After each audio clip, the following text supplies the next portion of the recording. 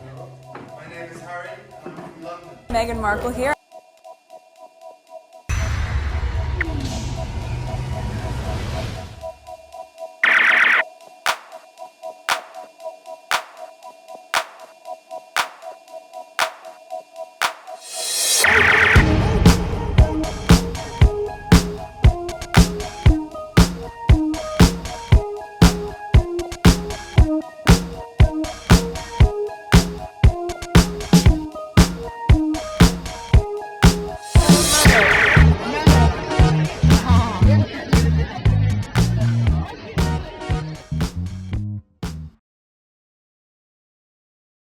After that, I have one more. Let me add this to the list. Okay, all I have to say, you're gonna see screenshot. Okay, just listen to what they're saying. Okay, if I let the video play, YouTube is gonna flag it. So it's 7 minutes. So let's listen. Sticking to what they said they were going to do. Prince Harry will receive the Pat Tillman Award for Service at the ESPYs later this month. Now, Pat Tillman's mother has spoken out and said that... Okay, so it's today, July 11th. Okay, I don't know what time where it's being aired, but it's today. Okay, but let's listen. That will, you know, put me up to date with what is the controversies I'm hearing about the mother now. All right, I'll move it back slightly. July 11th, which is today. Now, Pat Tillman's mother has spoken out and said that she feels like this is a publicity stunt and that Prince Harry is undeserving because the award typically goes to more unsung heroes. And that Harry is divisive, according to her. Right, yeah, exactly. She used the word divisive and that there should be a better person to win this award. That's not necessarily how previous winners of this award feel. In fact, we spoke to a couple of them and they think Harry actually is the perfect person to win this award. One of the previous winners, his name is Jake Wood. He's a U.S. Marine. He's also a former college football player and served in Iraq, Afghanistan, also did some work in Haiti. And that part of the story is what I think is interesting here because it parallels with Prince Harry's story. It aligns with what Harry is. Joining us right now, Wow. the previous winner of the Pat Tillman Award for Service, Jake Wood. Welcome to TMZ Live. Yeah, hey, thanks for having me. Hey, Jake. So I know you're a big supporter of giving this award, which was bestowed on you, to Prince Harry. Make the case. Yeah, well, listen, first of all, I want to say that I can only speak for myself. I don't speak for the Tillman family. I certainly don't speak for any other veteran or past recipient. But, you know, having received the award in 2018, I look at, you know, Prince Harry and I see someone who I see as deserving. You know, here's a man that served his country, served alongside me and my fellow American. This is the thing. This is the thing I keep on saying. He served along Americans. I don't know what the hell these people want other people to think. Harry is the perfect person to receive it. But anyway, I'm sorry. I have to do that anyway. In Afghanistan, you know, he chose a dangerous job flying Apache helicopters. And, you know, let's put it out there. I mean, he's a royal prince, right? There's 100 different things that Prince Harry could have done with his life after his service in the British Armed Forces, but he's chosen to dedicate a big portion of his post-military life to helping his fellow veterans, and not just veterans in the UK, but veterans around the world who served as part of our alliance through his effort at the Invictus Games. And I know, you know, hundreds of military veterans from the United States that have participated in the Invictus Games and who have come away, you know, feeling more empowered, more fulfilled, a higher sense of purpose. And so from my perspective, again, I think this is someone who has used his celebrity to advance a cause that is near and dear to my heart. And what better way, what better person to honor than that? Jake, That's exactly that. Harry always said his platform is to bring people along. There's a video clip saying something in that route. New spin on it from the youth. As a prince, you're born at birth with a natural platform to be able to try and make a difference. Yeah, which a lot of people have to spend years and years and years getting to that point. So from that perspective, I'm very lucky to have a platform to be able to try and make change in the causes that mean a lot to me, but also to you guys. And I'm still in your generation, by the way. But at the same time, as I said, being born with a lot of privilege comes with a lot of responsibility. But I like to think that I'm going to have to spend the rest of my life earning the respect for that privilege and trying to make a difference for the rest of my life. And in coming together? Whose idea was this? So that's my motto is exactly that. Why another charity? Our foundation is not another charity. We're not trying to take up any more space. I think we all agree that the charity sector is quite full at the moment. But as I said, what we're trying to do is use our platform to be able to bring people together to affect change. So why haven't other people done this? Because I genuinely believe that we as a foundation will never be able to compete with some of the other big foundations financially, as weird as that may sound, but that's fact. What we do have is a unique ability to be able to put our name and everything that comes with to a really good purpose, to a really good cause. And as I said, there are many organizations out there that have never come together and that would never sit around a table and discuss the topic of which they're all involved with, but we've proven that. We've made that possible. So in some ways, you're leveraging your name, it seems to me. Does this create something very, very unique to you and your brother and sister-in-law, in that you can get these people to come together and talk to each other? Because working together is hard. Yeah, well, it's hard working together as a family. It's hard working together. And it's hard working together when you are scrapping for the same money within the same sector, as a lot of people know. But you know, through some of the initiatives that we've created, Invictus Games, as an example, that brought together 10, 12 different service charities to be able to share expertise, share knowledge, share experience, specifically around mental health, so that they were all standardization across the board to make sure that whatever the best practice was, everybody was sharing that. And therefore, if there's a wounded soldier that's left the forces, that's been lost in amongst the chaos of everything else, if they stick their head above the parapet and they go to Help for Heroes, one of the charities in the UK, if that's not for them, like you go to your supermarket, everybody chooses the supermarket that they want to go to. It's the same with the charity sector. And if you've got 101 choices to choose from, every single person is uniquely wired, and therefore their cure or their fix will be specific to them. But what we're able to do is bring everybody together once again around a table and say, right, you're now part of a group, you're part of something, and therefore anybody that comes in gets the opportunity or the option of 12 of you rather than one of you.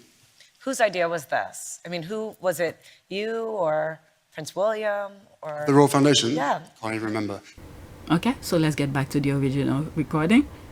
You mentioned that you know some people who participated in the Invictus Games. Did any of them have come away from, aside from the games, which obviously you understand the benefit of that, but any of them have any interactions with Prince Harry, and did they walk away with a feeling about the man as opposed to just the games? Well, I have spoken with people that have interacted with Prince Harry in the past, and they all say the same thing. He's a humble person who, you know, doesn't come off as anything other than another fellow veteran. You know, he wants to sit there and he wants to swap the war stories. He wants to make sure that, you know, that people are taking care of one another. There was never any sort of air of superiority or anything about him, as was reported to me from people that interacted. Yeah, you know, we did a documentary on Harry. And then let's not forget, go on our Part of Pew service where I share some videos about the Invictus Games. Okay? This is one of the things Harry loves to do. Go in the background, hang out with the people. Chance my arm with a cheeky question. A bit like your mother, you are pursued every minute of every day by lots of people trying to take photographs, videoing, recording what you're saying, pushing. How can you possibly have a private life? Cheeky question. You're right, that is a cheeky question. But Andrew, to be honest with you, sadly, that line between public and private life is almost non-existent anymore, and we will continue to do our best to ensure that there is the line. You know, we are completely aware that we're in a very privileged position, and I will spend the rest of my life, earning that privilege and trying to bring a spotlight onto things and causes that really matter to me, and I hopefully matter to a lot of other people as well.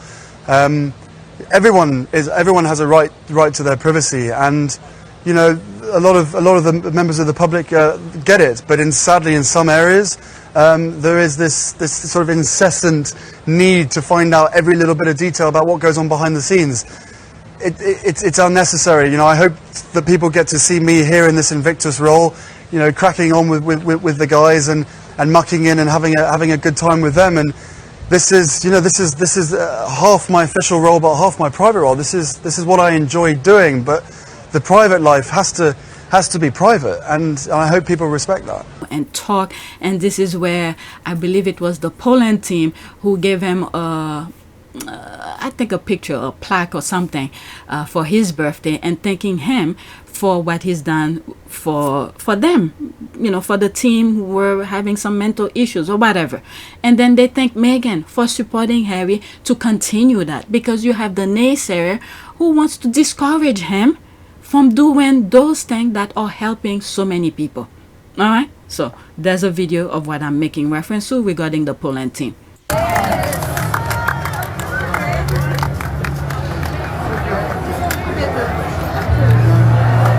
Yes, you happy? Well done. Well done. Well done. Happy birthday.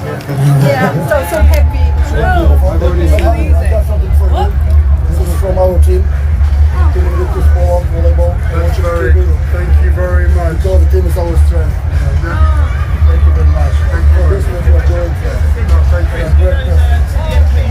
And you, thank you for supporting. So come on, everybody. Okay, so let's get back to the original recording. 2 years ago, and we heard the exact same thing from people who served with him and said he just wanted to be part of the pack and would do things that really shocked people. I remember he was sucking gas out of a tank at one point because it needed to be done. Yeah. And he probably, it was one of the best experiences of his life, he told people. That said, he is a controversial figure in the United States. You know, given How? what's going on, you know, with him and Meghan versus What? the royal family and all. You know, I guess I'm sorry, I disagree with that. That has nothing to do with the US here. It's you people who's making it an issue. Harry and Meghan haven't said a damn word about anything with the UK. With the exception, this morning I came across, look at video 1, where ITV, which is something that will be happening in the UK, will be airing a documentary regarding the phone hacking. That's it. Him and Meghan, marriage here, living here, nothing. It's you people, the tabloid, who's making issue about it. But anyway, let's continue. what think you're that's saying what- is you can separate that from the good work that he does. Listen, I think people can have opinions about Harry, about his relationship with Meghan Markle. They can have opinions about his book, the documentary. They can have opinions about any of those things. He knows about him. Maybe some people find them controversial. I hope what is not controversial is the service that he has given to his country and to our alliance. And I hope what's not controversial is the work that he's done to support military veterans in his time since. Those things are, in my opinion, above reproach, and I think it's perfectly okay. In fact, I think it should be celebrated that it's, you know, a light's being shown upon that. Jake, I think it's interesting that you brought up the Invictus Games and how you know people who have benefited from that competition that Harry has organized. I would imagine that when you received the award in 2018, a big part of it was not just your military service, but what you have done, the charitable organization that you organized and the work that you've done. If you could talk a little bit about what that organization does. Yeah, well, I certainly didn't win the ESPY award for my poor college football career. So I think it probably has more to do with the work that I did running an amazing organization called Team Rubicon that recruits, trains, and deploys military veterans and first responders for disaster response and humanitarian relief operations around this country and around the world. You know, we really found this opportunity to empower military veterans through continued service, using those skills and experiences that they gained to help people on their worst day following disasters and crises.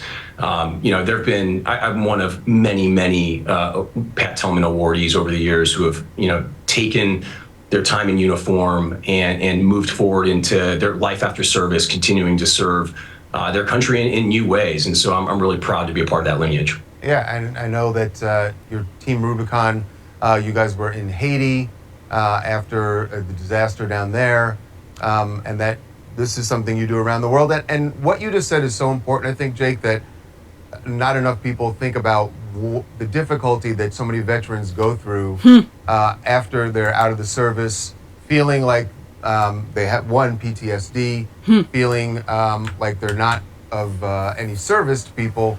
So your organization and things that, and even, you know, the Invictus Games, I think is such an important thing because it does give them a reason to live. We've heard a lot about the suicide rate among veterans. So kudos to you. It's easy to see why the ESPYs honored you. And thank you for giving us your opinion about Harry. I have one more question.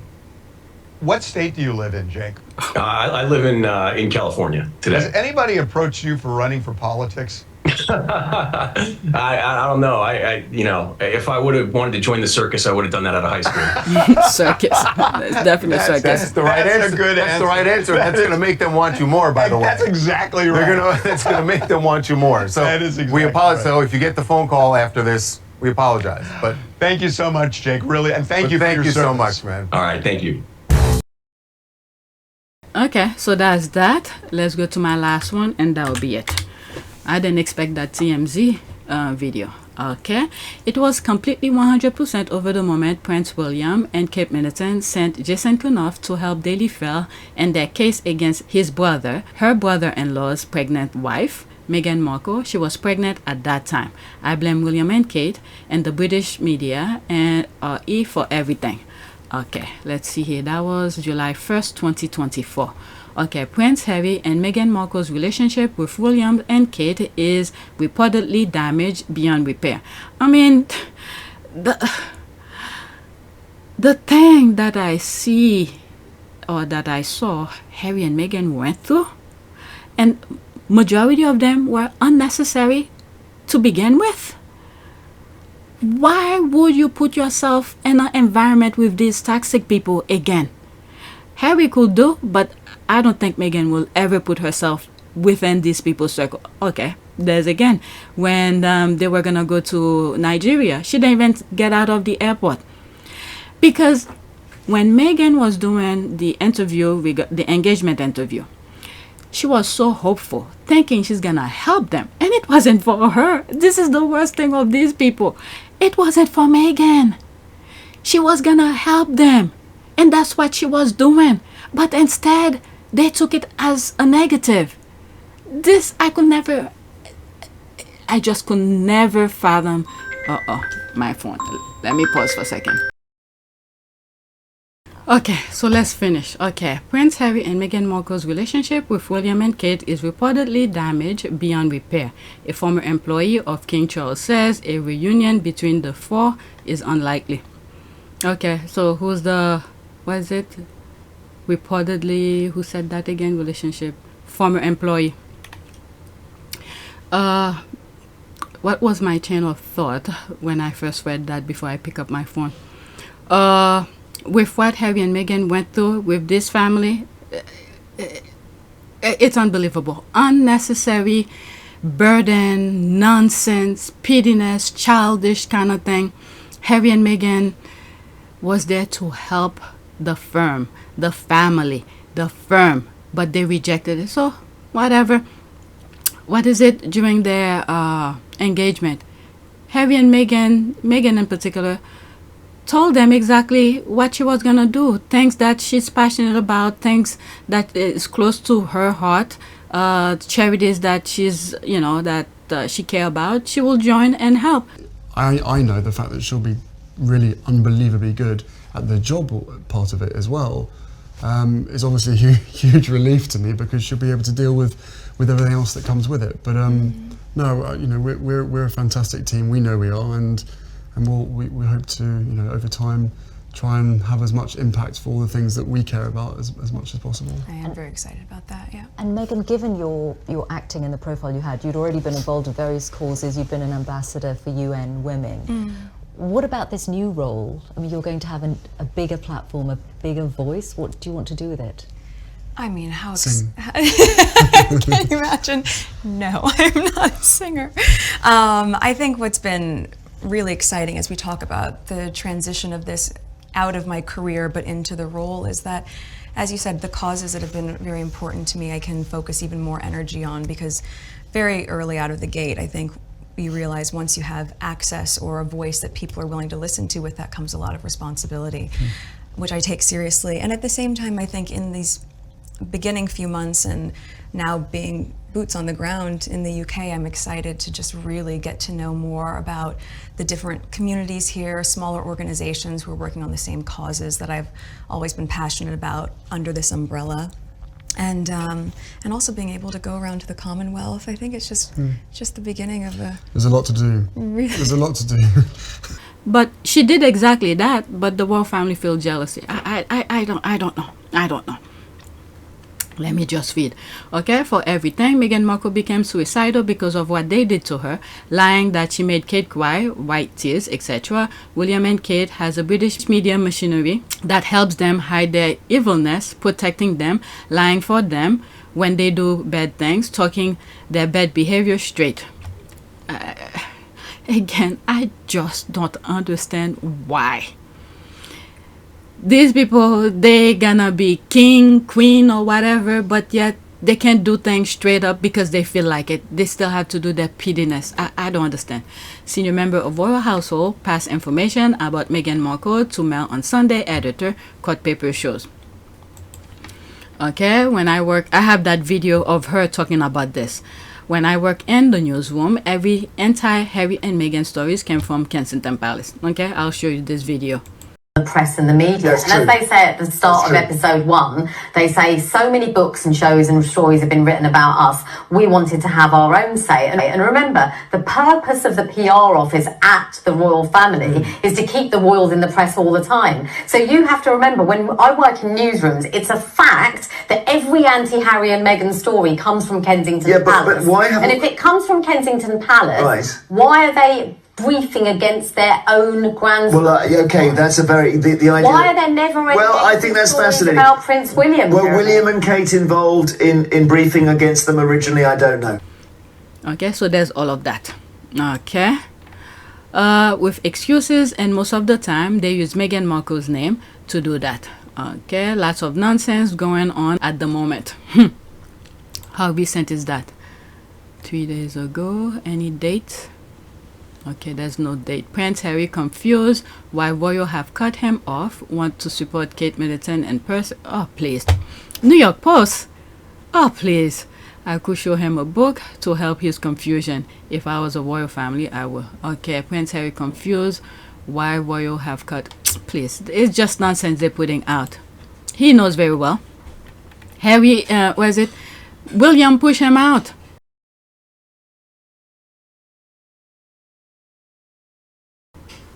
And then, anyway, whatever.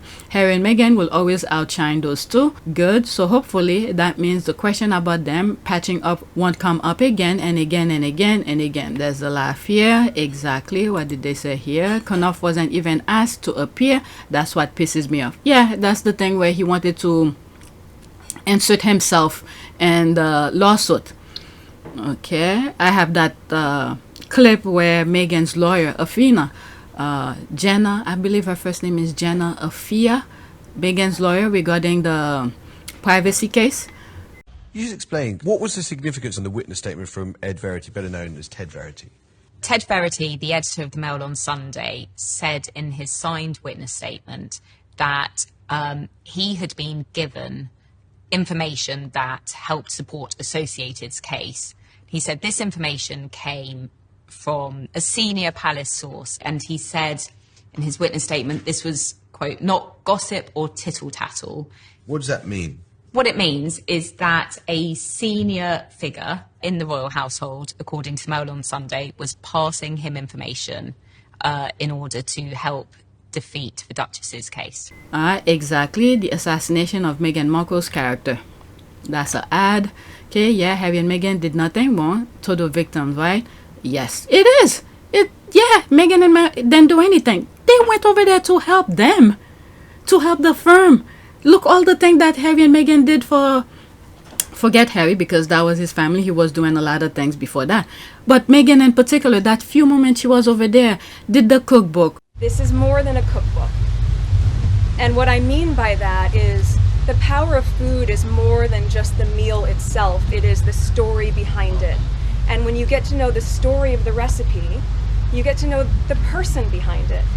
And that's what we're talking about in terms of coming together to really engage and talk. and to be able to celebrate what connects us rather than what divides us. That, I believe, is the ethos of Together. So, to the women of the Hub Community Kitchen, thank you so much for allowing me to be part of this adventure with you. I'm so privileged to know you. I'm so excited to see the projects you're going to continue to do in your own community, the community at large, and also how you're going to inspire people globally by sharing your stories and your recipes. It's to have the women sustain themselves. They didn't need any charity. They did the cookbook to sustain themselves. And what else did she do? The smart works and all of that. Hi everyone. Thank you so much for being here today. It's very exciting and it looks beautiful, and I'm sorry if you were waiting for a bit in this sunshine, though. It's pretty nice to have such good weather. So I thought that it would probably be helpful for you to understand how we ended up here today and why this collection was so important to conceive based on the visits and what I was seeing when I was on site at SmartWorks. And let's maybe go back a little bit. Should I hold for sound? They're grateful back there. When I first moved to the UK, it was incredibly important to me personally to be able to connect with people on the ground doing really important work. And one of the places that I went to very early on was SmartWorks. Now, funny enough, and purely by coincidence, it was just a year ago at this same time that I was working on a project in Grenfell with this woman at a community center called Almanar, and that's when we put together the Together cookbook. So though this is a year later, and obviously this is fashion, not food, at its core, these are very similar projects because they're about women who are empowering each other, me being able to have the opportunity to meet them, get to know them, learn from them, and then say, what can I do in some small way? How can I try to help you amplify this? How can we make this even better, greater, and more impactful for the women that you're trying to help? So on my visits to SmartWorks, one of the times that I went, I realized there was a little bit of a challenge in terms of styling for the women because we had a lot of donations, but not necessarily the things that women needed to have. I said, okay, well, let's try to work with what we have and make the best of it. And then the next time I went, you'll remember this, there was a rack of about 40 or 50 lilac-colored blazers. Now, don't get me wrong. It's a great blazer, and I'm sure for someone, it's exactly what she wants to be wearing. But for most women, when you're going in there and you want to have a job interview and you want to feel your very best and you want to feel confident, you want to be wearing the pieces of clothing that make you feel that way and not the leftovers that didn't sell from the end of the season. And I kept thinking about it as I went home and it didn't track for me, and I said, we have to do something to change this. And a big piece of this is trying to transform the idea of charity to community. And the way that we do that, I think, as people, is when we go into our closet as a woman and you say, I'm going to make a donation, you don't go through your closet and just toss in a box whatever you don't care about anymore. That's charity as we know it today. Community is going through your closet and saying, this is the blazer that I wore when I nailed my first job interview and got my dream job. And I don't need that anymore because I'm where I want to be. But if I'm able to share that blazer and be part of another woman's success story, then that's community. And so when I thought about it in that personal space, I said, on a bigger level, what can we do with brands, and what companies would be able to help us convene and come together to really build a collection for the women of SmartWorks that could be the pieces that they need to feel confident going into those rooms. This is sort of how we thought of the SmartWorks capsule collection. The first designer that I thought of immediately was a really good friend of mine, Misha Nunu, who has spent a lot of time with her brand ethos developing women's empowerment, but also specifically a capsule wardrobe. So you have key pieces that you can mix and match and really maximize what you have. We all know that in your closet, right? You have certain pieces that you can take from 4 items of clothing and suddenly you have 10 outfits. So that was really important. Separately, I thought, if this is going to be classics and essentials, what are traditional and quintessential British brands that I've become introduced to once I moved here that for me resonated and I knew would resonate with a SmartWorks customer? And that seemed obvious to do M&S and John Lewis, which I've worn quite a bit in the past year or two since I've been here, and they thankfully said yes as well, as did Misha. And the last company that I wanted to have be a part of this project was Jigsaw. And truth be told, that was because I had seen a campaign they had done the year before, which was really highlighting the diversity of the UK and the immigrant culture and how that was part of the fabric of the nation. And when I saw that, I was so touched by it, and I said, anyone who's seeing the world that way and seeing the community that way is someone that I think would be a great partner to have on this project. So they all said yes, and that was a great start. And so thank you so much for that. As we've seen this evolve, I think what's been really amazing is to know that these women will now be equipped in a project that will just be a couple weeks, but will give us enough units to be able to have the women at SmartWorks have these key essentials for a year. And that in and of itself, to be able to have one small project that has such big impact, is something that I'm really connected to. This is the kind of work that I've been doing for a really long time, and to be able to do it here in my new home of the UK means quite a bit to me. It's also the same vein of work that my husband and I will continue doing, really strong community-based projects. And this is something that we'll be excited to be able to share more about next year when we launch our foundation, Sussex Royal, in 2020.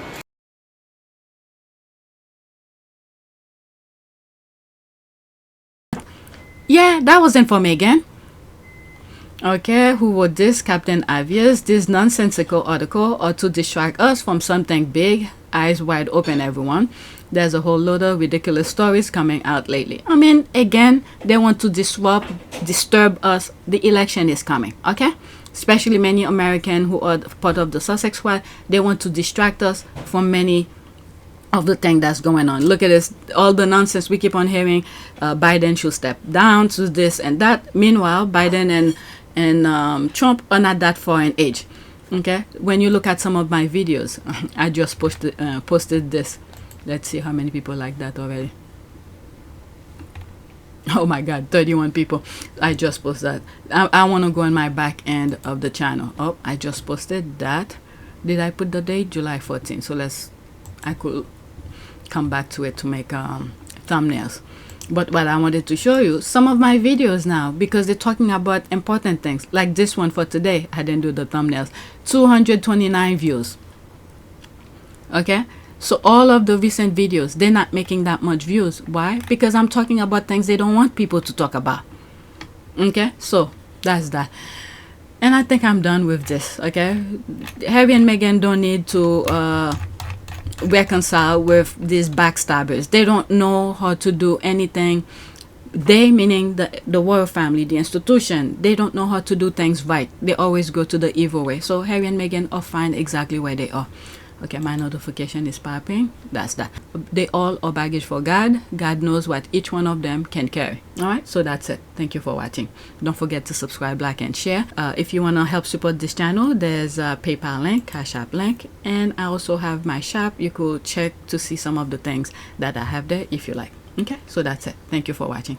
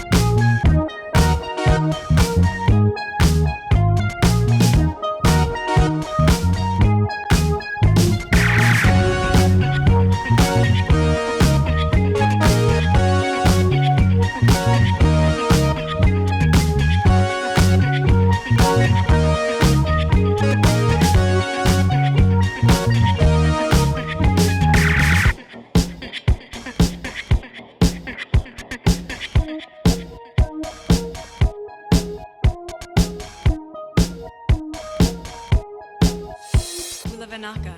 It is a great privilege to be with all of you today.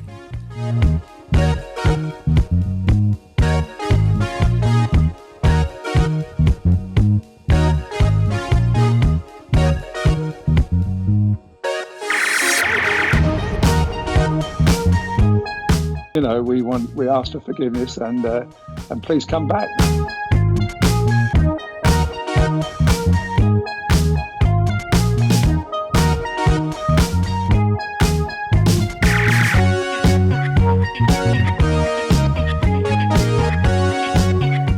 As you saw me find the love and happiness that I'd hoped for all my life.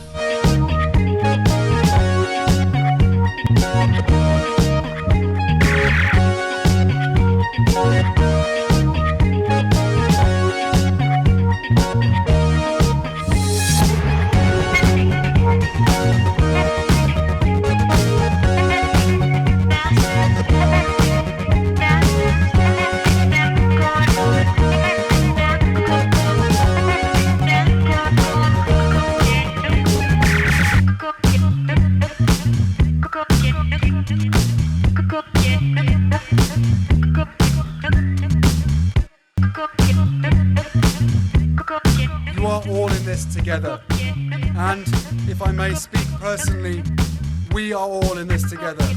Because asking for help was one of the best decisions that I ever made. You will be continually amazed how life changes for the better.